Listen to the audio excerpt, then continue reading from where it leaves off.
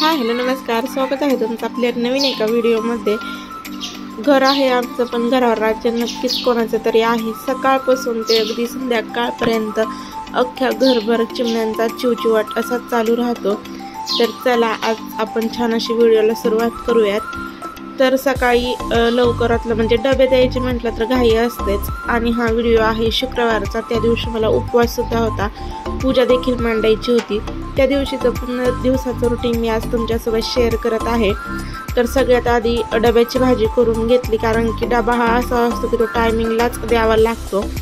पण त्याच्या आधीसुद्धा मी शेंगदाणे भाजून घेतले होते, कारण की लाईट कधी जाईल हे सांगता येत नव्हतं। तर त्यानंतरनं सगळा स्वयंपाक मी करून घेतला आणि आले ते म्हणजेच लिंब तोडायला। आता पूजा मांडायची म्हटलं तर गडवा ताहमन हे घासावंच लागतं, आणि पितांबरी नाही तर मग काय करायचं। तर मग ही लिंब तोडली आणि लिंब आणि मिठाच्या साह्याने जमेल तसं ते छान असं घासून घेतलं। तर अगदी याच झाडावर तुम्हाला चिवचिवाट हा ऐकायलाच भेटल। दिवसभर चिमण्या ह्या लिंबाच्या झाडावर तसेच आंब्याच्या झाडावर असतात, आणि घरभर पण त्यांचा सतत चिवचिवाट हा चालूच राहतो। तर या इथे तुम्ही पाहू शकता आपलं किचन अगदी छान असं झालेलं आहे। जेव्हा मी असं स्वच्छ करते तेव्हा मला खरंच मनाला प्रसन्न वाटतं, पण तरी देखील घरातली बरीचशी कामे राहिलेली आहेत। कामं तर काय आपली चालतच राहतात। सगळी कामे उरकून घेते आणि मग पूजा मांडायला घेते। तर अशा पद्धतीने मी जमेल तसं ते घासून घेतलेलं आहे, कारण की बाकीची सुद्धा भांडी घासायची होती। आणि मग सगळीच कामं करता करता घाईघाईत ते काम करावंच लागतं। तर या इथे घेतलं होतं डाळ आणि उडदाची डाळ भिजत घालण्यासाठी। तांदूळ आणि उडदाची डाळ ती स्वच्छ अशी धुवून घेतली आणि त्यानंतरनं भिजायला घातली, कारण की डोसे करायचे होते। साईचं बऱ्याच दिवसापासून चाललं होतं की डोसे कर म्हणून। तर या इथे जे पीठ आणलं होतं ते सुद्धा डब्यांमध्ये ओतून घेतलं, आणि आता स्वच्छ घर झाडून पुसून घेतल्यानंतर ना या इथे मी पूजेची तयारी करून घेतली। तर अगदी लाल फुलं जास्वंदाची या पूजेला लागतातच।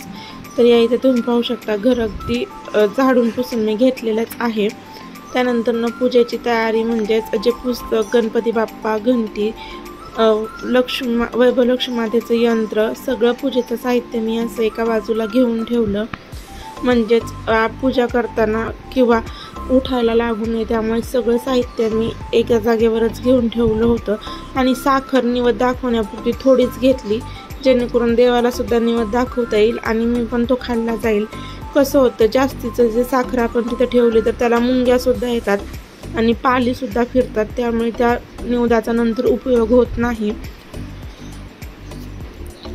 तर या इथे पूजा मांडल्यानंतरनं कथा वाचून झाली, आरती देखील करून झाली, आणि त्या दिवशी होती पप्पांची पित्र। तर मिस्टर देखील तिकडं पित्र जेवायला गेले होते।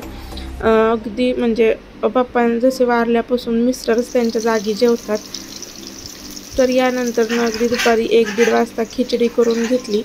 आपण म्हणतो की उपवास असल्यावर मला तरी भूक लागत नाही आणि खिचडी तर नाहीच खाऊशी वाटत, पण पोट भरण्यासाठी तर ती खावीच लागते, कारण की गोळ्या औषधं घ्यायची असतात। तर या इथं खिचडी होते तोपर्यंत तुम्हाला बाहेरचं वातावरण दाखवते। अगदी उन्हाचा चटका जो असतो तो म्हणजेच भादव्याच्याच महिन्यात आपल्याला पाहायला भेटतो। तर या इथे आपली खिचडी तयार झालेली आहे। आता खाऊन घेते आणि लगेच दुसऱ्या कामाला सुरुवात करते।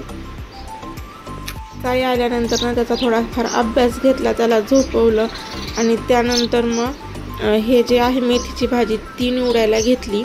मेथीची भाजी निवडता बाहेर असं छान असं वातावरण सुद्धा झालेलं आहे। तुम्ही पाहू शकता पाऊस येईल असं वाटत होतं, पण पाऊस काही आला नाही। या इकडे साईचं आणि त्याच्या मित्राचं छान असं खेळणं सुद्धा चालू होतं।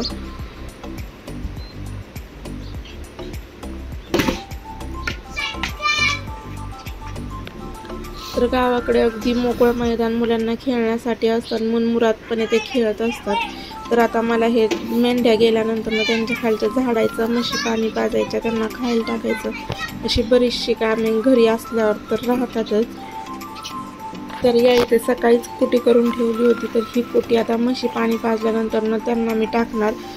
लगेच स्वयंपाकाला सुद्धा लागले, कारण की उपवास होता आणि निवद दाखवल्याशिवाय कोणी जेवत नाही, त्यामुळे सगळ्यांना लवकरच भूक लागतात। त्यामुळे मग पहिला स्वयंपाक करून घेतला।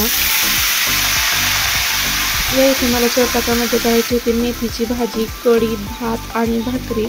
आणि म्हणजे पुढं आणखीन व्हिडिओ मला शूट करायचा होता, पण अचानक लाईट गेली आणि लाईट गेल्यानंतर ना काहीच कामं सुचत नाहीत.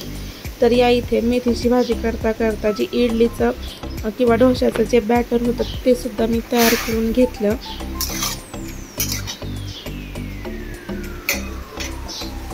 तर अगदी मिक्सरला एक गरका फिरवल्यानंतर न लगेच लाईट गेली आणि मग नंतर ते करायचं राहून गेलं.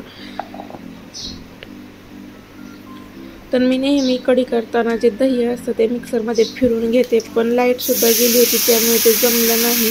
मग तशीच कढीसुद्धा करून घेतली. आणि आता मग लाईट आल्यानंतर जे डोस्याचं बॅटर होतं ते राहिलेलं ते सुद्धा करून घेते आणि भाकरीसुद्धा करून घेते. तर अशा पद्धतीने कढी आपली तयार झालेली आहे. कढी भात खायला एकदम छान असा लागतो.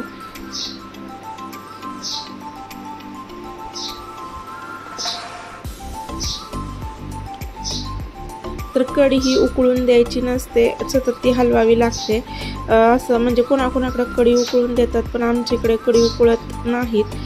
तर या इथे बघा आपलं डोश्याचं पीठसुद्धा मी लाईट आल्यानंतर तयार करून घेतलेलं आहे. तसा हा छोटासा व्हिडिओ होता. आवडला असल्यास नक्कीच लाईक, शेअर आणि सबस्क्राईब करा.